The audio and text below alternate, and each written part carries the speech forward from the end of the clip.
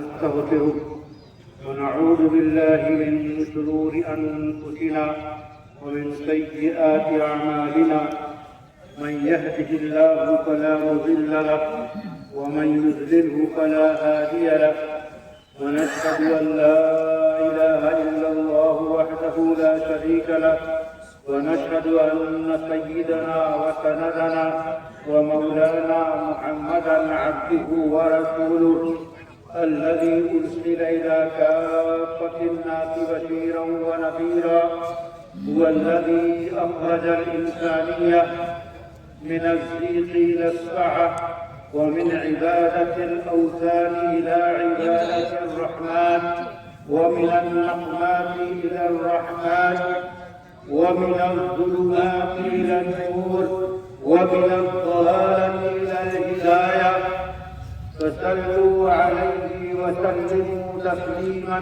كثيرا كثيرا. أعوذ بالله من الشيطان الرجيم.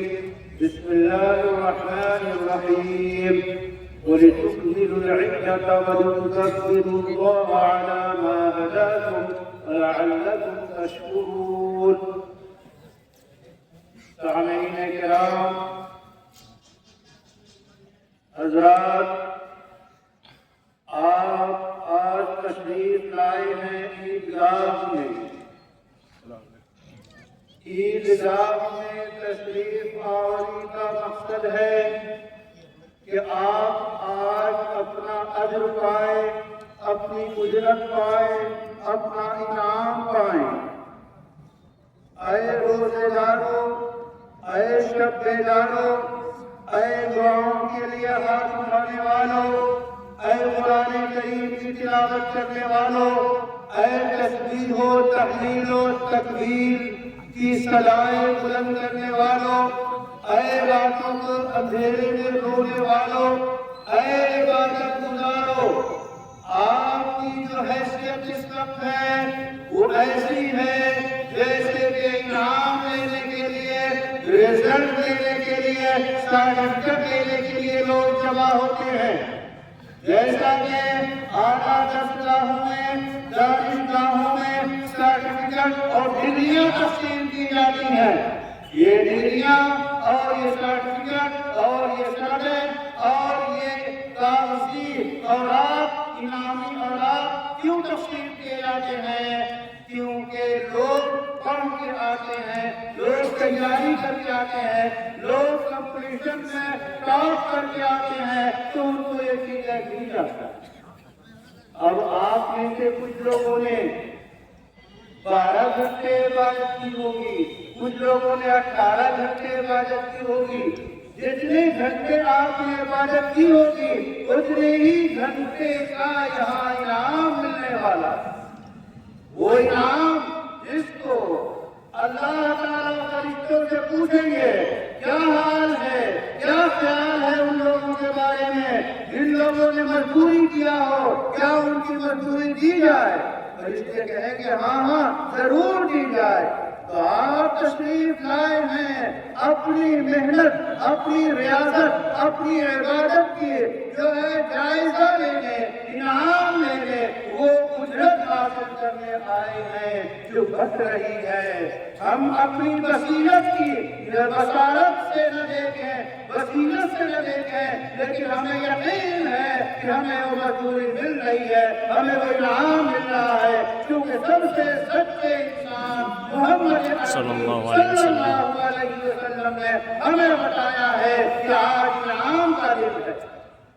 اے مومنوں، اے نوجوانوں، اے رات کی اندھیری میں آنکھوں کے آنسوؤں سے اجالے کے دیے اور چراغ جلانے والوں، تم آئے ہو اس لیے کہ آپ کو بصیرت اور آپ کو بصارت اور آپ کی عبادت پہ آپ کو انعام دیا جائے.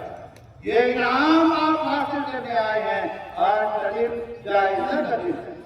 حضرات گرامی، آپ نے عظیم عبادت کا مہینہ روزہ رکھا ہے. آپ نے عظیم عبادت کا مہینہ روزہ رکھا. آپ نے عبادت کے مہینے میں روزے رکھے ہیں. آپ نے قیام کیا ہے تو اس کا اجر آپ کو ملے گا۔ اور یہ دوگانا شکرانہ ہے۔ لَإِن شَكَرْتُمْ لَأَزِيدَنَّكُمْ، اگر تم شکر ادا کرو گے تو تمہارے نعمتوں میں ضرور بھی ضرور ہم اضافہ کر دیں گے۔ یہ اللہ کی طرف سے ہے۔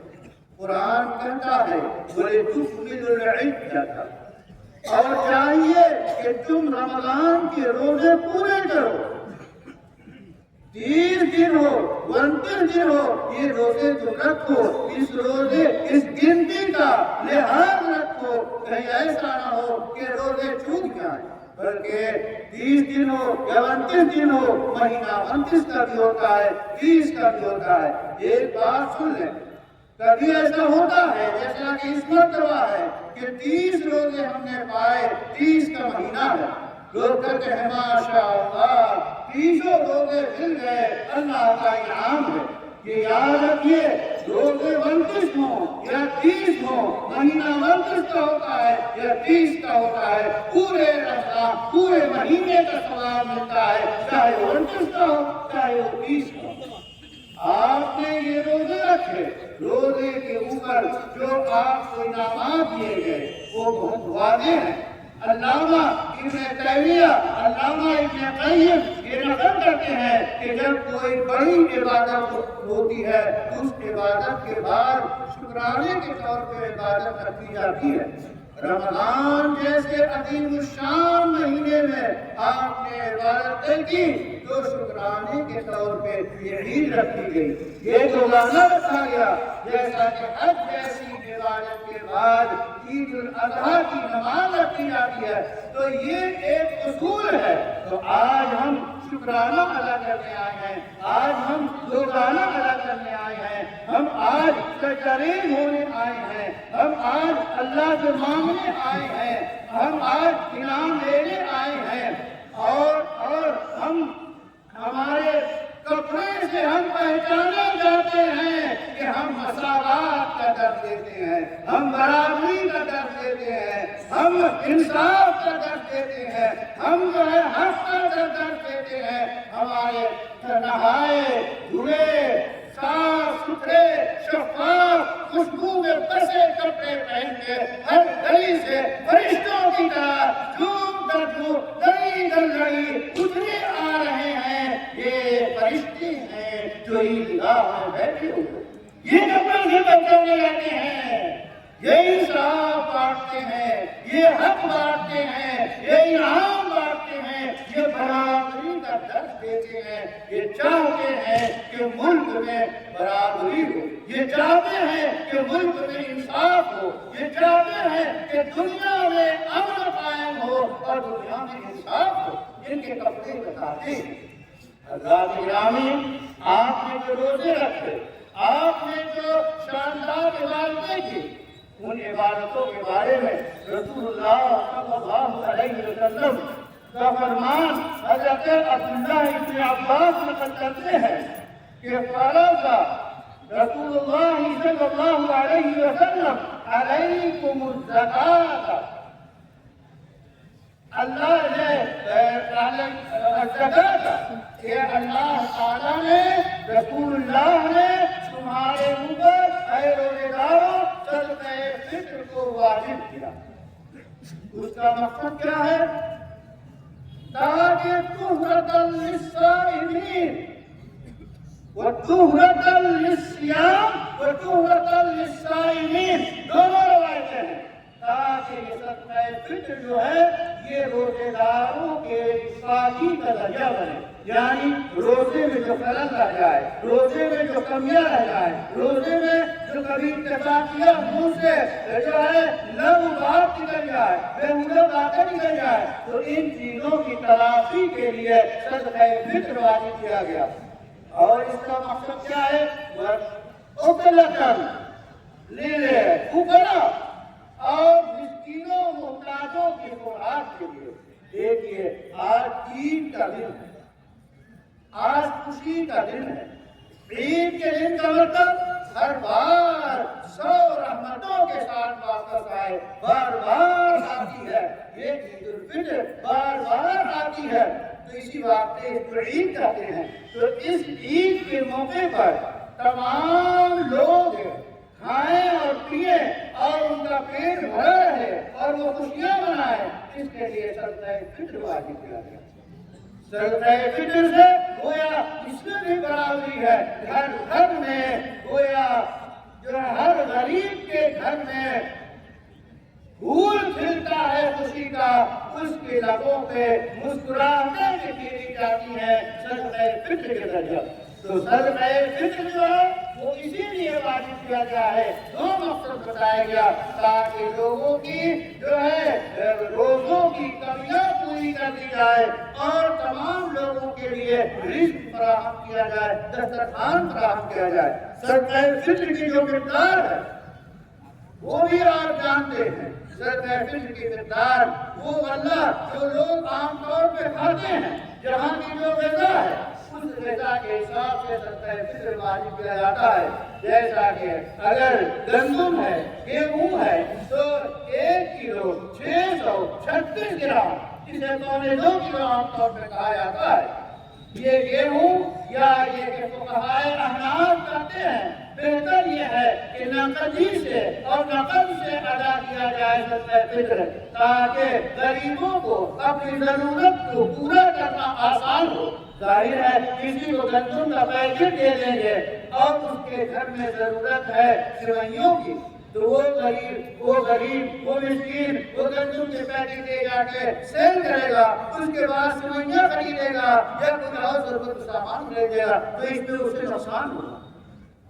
ظاہر ہے 2 مرتبہ میں ہو جائے، اس لیے بہتر یہ ہے کہ نقد پیسے نکالے جائیں صدقہ فطر میں۔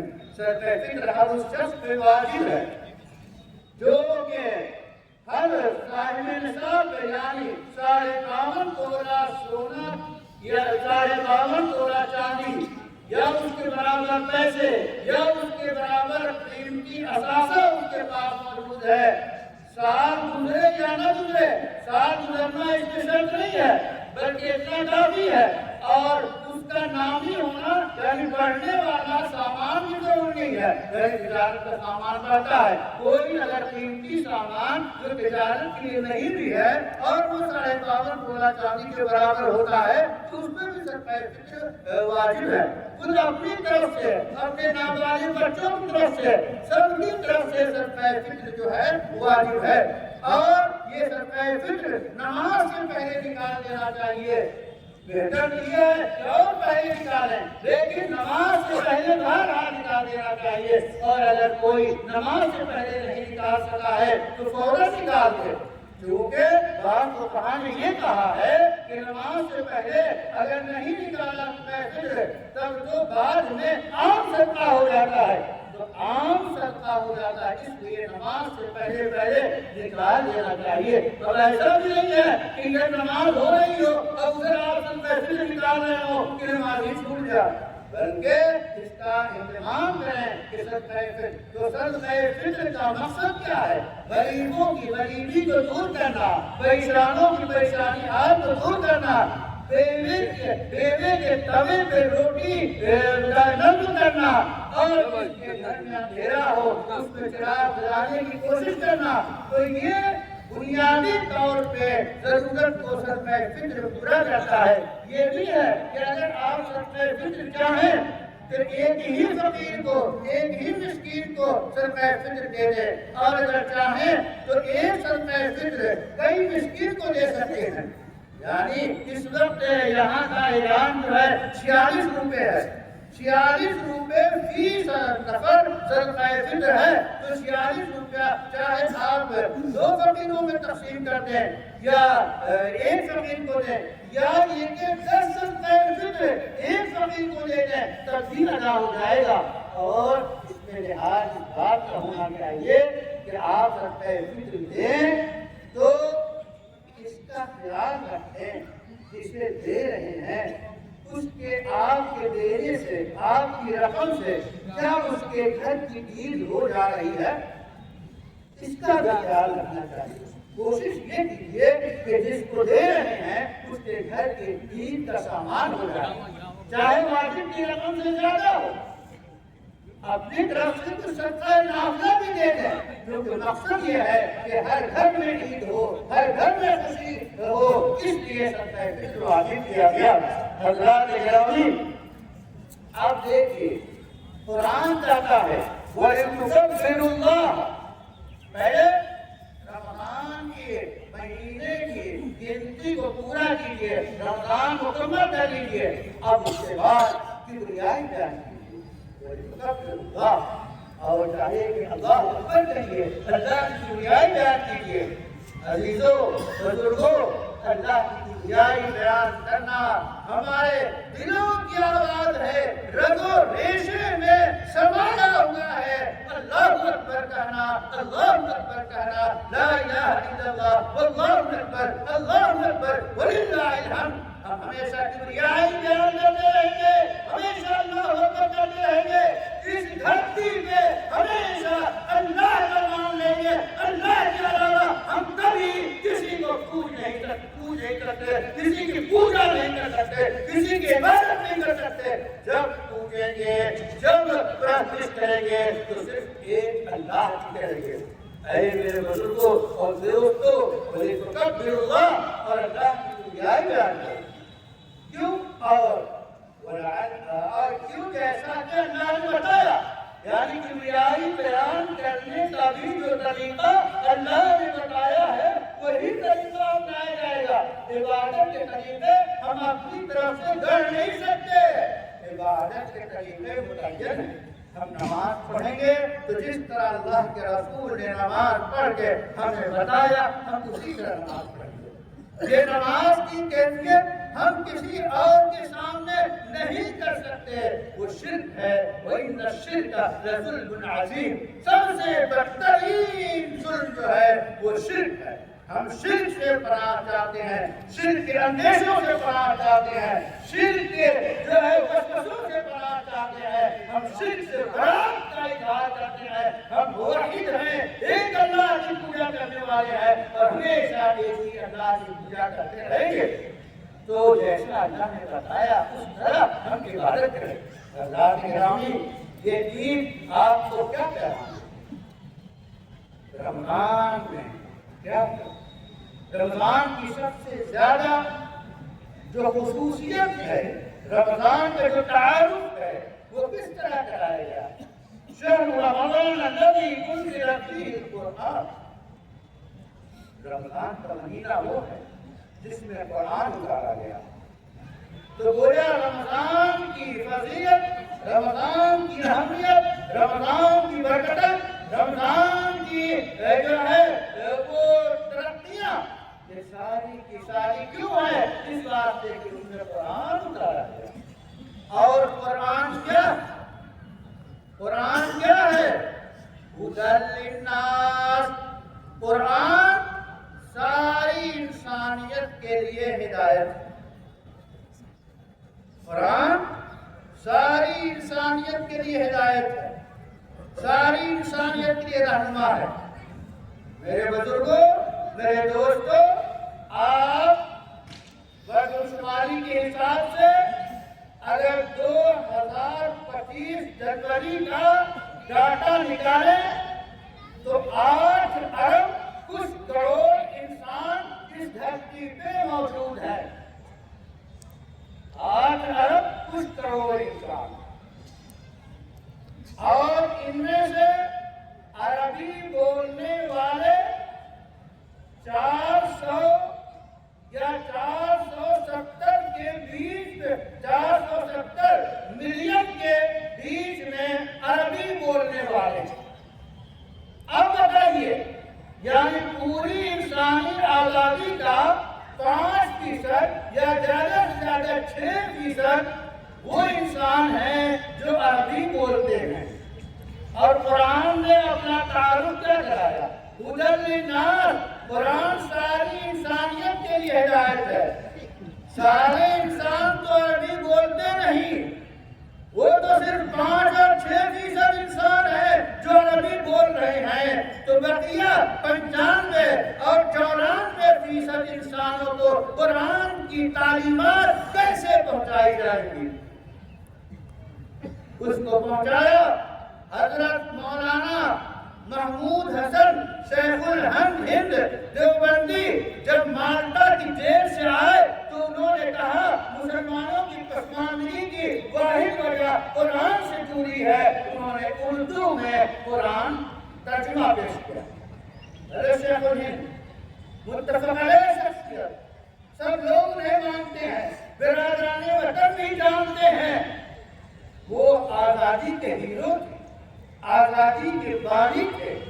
انہوں نے ترجمہ پیش کیا اردو میں تاکہ لوگ جو ہے ترجمہ پڑھ کے قرآن سے جڑے۔ اسی طرح دنیا بھر کی زبانوں میں قرآن کے ترجمے ہوئے۔ شاہ ولی اللہ دہلوی کے گھرانے نے ترجمہ کیا۔ یہ سارے ترجمے کس کیے؟ اردو میں کیے گئے، انگریزی میں کیے گئے، ہندی میں کیے گئے، بنگالی میں کیے گئے۔ دنیا کی زبانوں میں ترجمے کے ذریعہ لوگوں تک قرآن پہنچائیں گے۔ ہدی للناس، لوگوں کے لیے گائیڈ اور لوگوں کے رہنما قرآن اسی وقت کر سکتا۔ اے میرے نوجوانوں، آؤ قرآن کو ترجمے کی مدد سے پڑھو، عربی پڑھو۔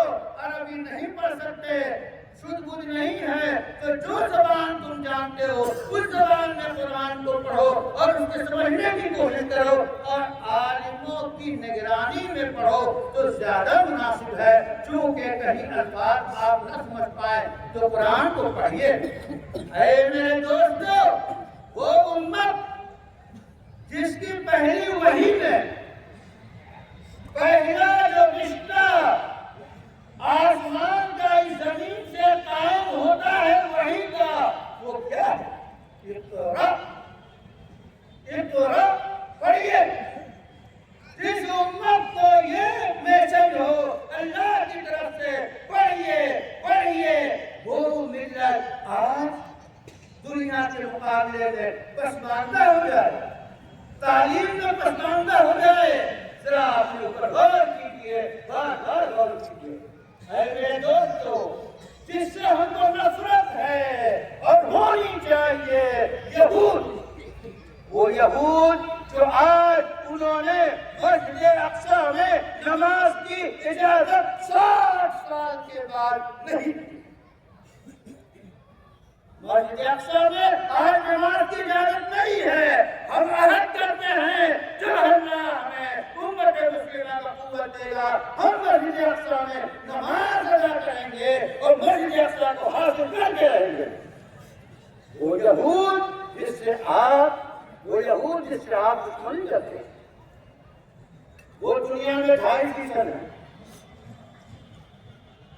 یہ شکاگو یونیورسٹی میں کچھ طلبہ پڑھتے تھے جن کو جو ہے روزنامہ سے دعوت نے کئی سال پہلے شائع کی تھی کہ شکاگو یونیورسٹی میں کچھ طلبہ پڑھتے تھے تو ان سے پوچھا گیا، جب وہ کھیل کے میدان میں آتے تو ایسا لگتا کہ ضروری کام کیا اور چلے گئے، کھانے کی میز پہ آتے ایسا لگتا ضروری کام کیا چلے گئے۔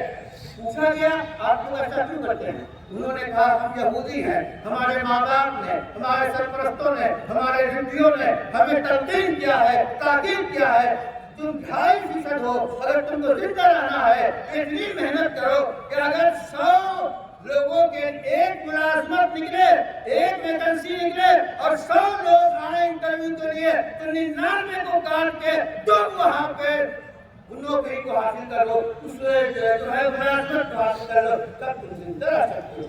یہ یہودی جن سے ہماری دشمنی ہے، اس معنی کر کہ وہ ہم سے دشمنی کرتے ہیں، ہمارے گھروں کو ڈھاتے ہیں اور ہماری عبادتگاہوں کو توڑتے ہیں، ہمارے معصوم بچوں کو قتل کرتے ہیں، اس بات سے ہماری صہیونیوں سے دشمنی ہے۔ ان کا یہ حال ہے تعلیم میں۔ اے ان کے مقابل سفید چہرے والوں، آؤ پڑھو پڑھو پڑھو پڑھو اور اتنی ترقی کرو کہ ٹیکنالوجی میں، دینداری میں تم ان سے جب آگے بڑھو گے تب تم ان کو زیر کر سکتے ہو۔ اے میرے بزرگوں، ان کی بنائی ہوئی ٹیکنالوجی یہ موبائل ہے، ہم اس کا استعمال کس لیے کرتے ہیں، کتنے وقت میں کرتے ہیں، ننھے بچوں کو کیوں دیتے ہیں، آپ سب جانتے ہیں۔ یہ چاقو ہے، یہ چھری ہے، اس کا استعمال اگر چھری کا سیب تراش کے آپ چاٹ بنا کے پیاری پیاری کھا سکتے ہیں، اور اسی چاقو اور چھری سے اگر بے جگہ لگ جائے تو خون ہو جائیں گے۔ یہی حال اس موبائل کا ہے۔ اس نئی نسل کے حوالے اس موبائل کو غلط استعمال کی نہ کرو۔ اے ماں باپ، اے سرپرستوں، اپنے بچوں کے ہاتھ کو پکڑو، ان کے بیڈ روم کو چیک کرو کہ موبائل کا غلط استعمال نہ کرے۔ کہاں جا رہے ہیں، کہاں بربادی کی طرف جا رہے ہیں؟ آئیے ہدایت کی طرف آئیے۔ اسی موبائل سے قرآن سنیے، اسی موبائل سے ترجمہ سنیے، اسی موبائل سے مسجد میں آنے کی دعا سیکھیے، اسی موبائل سے آپ قرآن کی آیت کی تفسیر نکالیے، اسی موبائل سے آپ اسلامی ڈاٹاز نکالیے، آپ اسی موبائل سے اچھی چیزیں سیکھیے۔ خدا کے واسطے غلط استعمال نہ کیجیے۔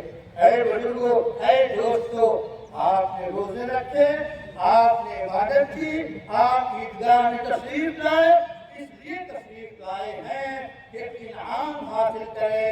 یہ انعام کا دن ہے، 100 بار آپ کو مبارک ہو، 100 بار آپ مبارک ہو، لیکن اپنی نسل کا خیال کیجیے، تعلیم کو عام کیجیے، اچھی تعلیم کو عام کیجیے، اور دینی تعلیم ہر صورت میں پڑھائیے، مکتب سے لے کے ماں کی گود سے لے کے یونیورسٹی تک دینی تعلیم جاری رکھیے، اپنے سارے علوم پڑھیے، ترقی کیجیے، دنیا کو مٹھی میں لیجیے۔ یہ آپ کی دنیا ہے، اس کو آپ قید کیجیے، اس کو حاصل کیجیے، دشمنوں کو زیر کیجیے، دشمنوں کو توبہ کیجیے، لیکن یاد رکھیے گا انصاف کبھی نہ بھولیے گا، کسی پہ ظلم نہ کیجیے گا۔ کیا بات ہے، آپ کا پڑوسی رام پرساد ہے، بھوکا ہے، اسے کھانا کیوں نہیں کھلاتے؟ آپ کا پڑوسی جو ہے وہ دیو پرساد ہے، بیمار ہے، اس کو ہاسپٹل کیوں نہیں جاتے؟